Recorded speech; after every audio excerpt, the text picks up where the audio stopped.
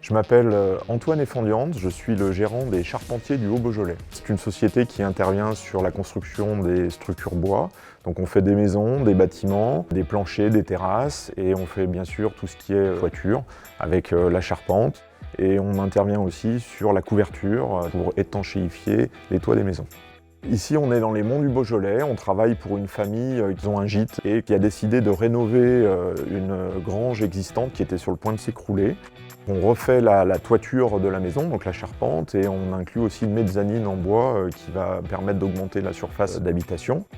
On utilise la vis roquette parce qu'elle est solide, c'est-à-dire que pour nous c'est important qu'une vis puisse être vissée, dévissée sans casser.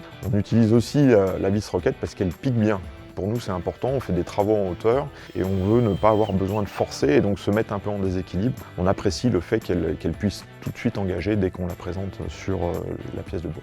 On a une gamme très étendue de dimensions qui pour nous et dans notre activité est important. On utilise des dimensions qui vont de petites vis, donc par exemple la 3,5 x 40, 3,5 x 50. Ça on les utilise par exemple pour fixer tout ce qui est bride de support des chéneaux ou quand on a besoin de faire des travaux un peu minutieux, par exemple sur des encadrements de Velux.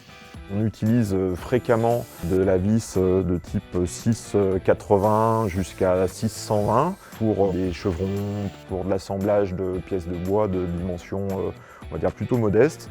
Et quand on est sur la charpente, on arrive à des vis de 8,260, 8,300 pour pouvoir assembler des éléments structurels entre eux. Nous, on recommande les vis roquettes aux artisans et aux particuliers qui veulent bricoler. C'est une vis qui est facile à utiliser et solide.